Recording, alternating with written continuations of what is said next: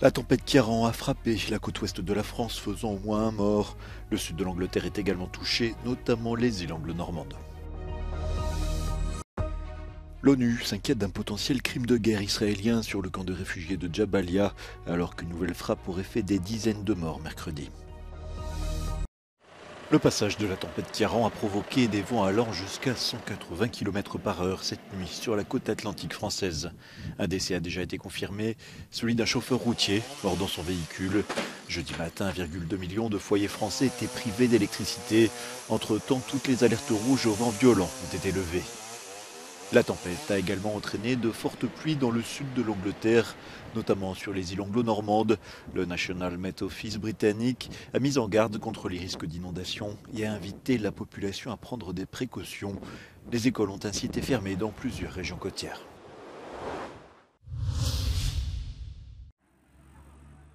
Les attaques israéliennes à Jabalia pourraient constituer des crimes de guerre. Ce sont les mots du haut-commissaire des Nations Unies aux droits de l'homme. Il estime que les frappes sur le camp de réfugiés sont disproportionnées. Le Hamas affirme que des dizaines de personnes ont été tuées hier et une cinquantaine mardi lors des 2 frappes sur le secteur. Une brève lueur d'espoir a permis l'ouverture temporaire du poste frontière de Rafah. Des familles entières se sont précipitées vers l'Égypte à travers ce point de passage, le seul qui ne soit pas contrôlé par Israël.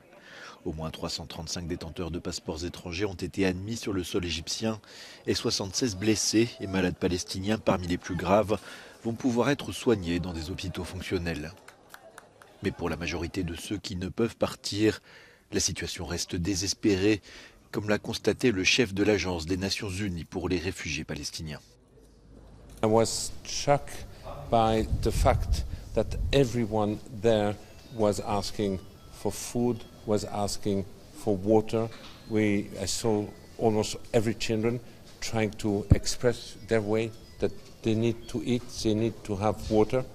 I never ever have seen something similar in Gaza when I came before, after conflict. Les forces israéliennes progressent dans le nord de la bande de Gaza qui a été pilonnée sans relâche en représailles à la pire attaque de l'histoire d'Israël. Les hommes armés du Hamas ont pris d'assaut la frontière, tuant 1400 personnes et prenant quelques 240 otages. Le Premier ministre Benyamin Netanyahou refuse pour l'instant catégoriquement tout cessez-le-feu. L'Iran menace d'intervenir dans le conflit entre Israël et le Hamas si un cessez-le-feu n'était pas bientôt établi. C'est ce qu'a déclaré le ministre des Affaires étrangères iranien, Hossein Amir Abdollahian, lors d'une visite en Turquie. De son côté, le chef de la diplomatie turque, Hakan Fidan, accuse l'Union européenne de ne pas vouloir entendre parler d'un cessez-le-feu et s'inquiète d'une possible extension du conflit en Syrie et dans le reste de la région. Ülkemizde ağırlamak. Şimdi coğrafi olarak çatışmaların yaygınlaşmasına ilişkin endişelerimiz var. Bunu İranlı kardeşimizle de konuştuk ve kendisi de az önce konuşmalarında söylediler. Bölgedeki başka silahlı unsurların eğer şartlar değişmese çatışmaya müdahil olabileceklerine ilişkin güçlü emareler olduğunu kendisi de paylaştı. Şimdi böyle bir gerçeklik karşısında ateşkes ve barış her zamankinden daha elzem bir duruma gelmiş durumda. Le chef de la politique étrangère de l'Union européenne, Joseph Borrell, insiste sur le droit d'Israël à se défendre et se dit en même temps horrifié du nombre élevé de victimes suite à la frappe sur Jabalia. Au Vatican, à l'occasion de l'Angélus, le pape François a appelé les fidèles à prier pour les victimes des conflits, pour les victimes en Ukraine, en Israël et à Gaza.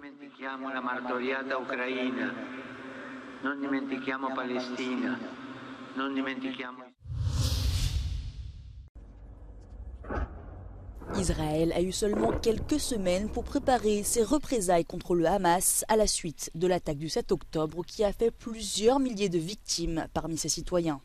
Les services de renseignement et l'armée israélienne ont été pris de court par la pire agression visant le peuple juif depuis l'Holocauste. Perché non potevano non rispondere a quello che era successo il 7 ottobre, però è un cul-de-sac, nel senso che quello che appunto Hamas voleva è la strategia terrestre. Les forces de défense israéliennes ont préparé cette incursion terrestre par des frappes aériennes en continu. Celles-ci ont provoqué des milliers de morts et blessés chez les civils palestiniens coincés à l'intérieur de la bande de Gaza. Les autorités israéliennes insistent sur le fait que leur but est d'éliminer les militants du Hamas qui s'abritent dans les tunnels souterrains de Gaza, pas les civils. It's important to distinguish between a designated terrorist organization whose explicit charter says that it wants to exterminate the state of Israel and kill Jews, and your average Palestinian that just wants to raise their children in peace and security. A lot of these Hamas leaders are residing in plush hotels in Qatar and hanging out in Turkey and having meetings in Lebanon where they powwow with the head of Hezbollah. Qu'attendre sur le long terme après la fin de l'opération en cours à Gaza? Aucune réponse simple n'existe selon les experts de la question israélo-palestinienne. Cela fait des décennies qu'aucun compromis ni paix durable n'ont su être instaurés. Les deux parties devront répondre aux interrogations de la Commission indépendante des Nations Unies qui récolte des preuves de crimes de guerre depuis le 7 octobre. Les enjeux sont importants pour le futur des territoires palestiniens, idem pour la démocratie israélienne.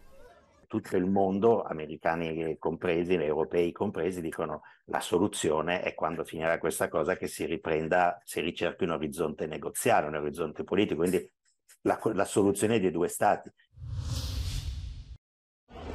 Plus de 165 000 migrants afghans ont quitté le Pakistan pour rentrer dans leur pays en octobre. Des dizaines de milliers de réfugiés se sont en effet précipités ces derniers jours à la frontière, le Pakistan ayant donné jusqu'au 1er novembre aux Afghans en situation irrégulière pour quitter son territoire, population dont il estime le nombre à 1,7 million. Le gouvernement pakistanais dit chercher à préserver ainsi le bien-être et la sécurité du pays après une forte hausse des attentats sur son sol. Des millions d'Afghans ont afflué au Pakistan au cours des décennies de guerre, dont au moins 600 000 depuis le retour au pouvoir des talibans en août 2021. L'Ukraine affirme que la Russie a bombardé plus de 100 localités au cours des dernières 24 heures, soit plus qu'en une seule journée depuis le début de l'année. Le ministre de l'Intérieur de Kiev, Igor Klimenko, a accusé Moscou de viser délibérément des civils dans 10 régions du pays. La Russie a tiré des millions d'obus sur des villes et des villages depuis qu'elle a lancé son invasion à grande échelle en février dernier, réduisant plusieurs d'entre eux en ruine dans l'est du pays. Le chef de la diplomatie de l'Union européenne, Josep Borrell, a tenté de rassurer l'Ukraine quant au soutien des 27, malgré la situation au Proche-Orient. Sur les réseaux sociaux, il a déclaré « Moscou ne doit pas se faire d'illusions, d'autres crises ne détourneront pas notre attention de l'Ukraine. Notre soutien se poursuit aussi longtemps que nécessaire. » La Russie affirme que ses forces armées utilisent des missiles de haute précision pour cibler les infrastructures militaires ukrainiennes. Les experts affirment que la Russie est en train de passer à une nouvelle étape de la guerre de position, impliquant des combats statiques et d'usure. Ils préviennent que les infrastructures énergétiques et de communication de l'Ukraine risquent à nouveau d'être lourdement bombardées à l'approche de l'hiver.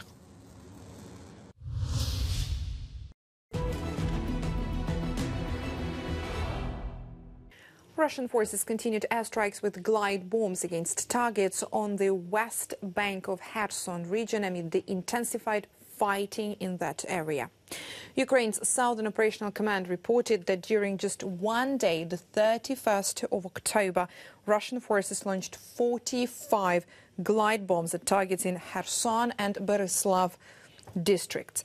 Russian bloggers claimed that Ukrainian forces maintain positions and continue ground activity on the east bank of Kherson region, specifically in Krynki. There it is, about 30 kilometers from Kherson city and also near the Antonivsky Road Bridge. It is here, and the Antonivsky Rail Bridge here. Russian bloggers claim that fighting is ongoing near Krynki and the Antonivsky Railway Bridge, and that Ukrainian forces attempted to break through Russian defenses near Pishanivka, here it is, and also near Poima. Poima is about 12 kilometers southeast from Kherson city. A few days ago, Ukraine has started the forced evacuations of children and minors from more than 20 settlements in Kherson region near the front line as Russia intensified the attacks. Frank-Walter Steinmeier demande pardon pour les exactions commises par les forces coloniales allemandes en Tanzanie. Entre 1905 et 1907, les soldats allemands ont massacré entre 200 et 300 000 représentants des Magi Magi, le mouvement de résistance qui rassemblait plusieurs tribus africaines.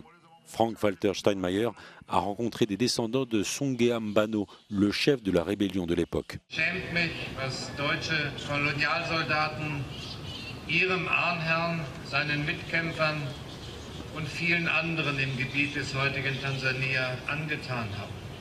Ich bitte um Verzeihung und ich möchte Ihnen versichern, dass wir Deutsche mit Ihnen nach Antworten suchen werden auf die offenen Fragen, die Ihnen keine Ruhe lassen.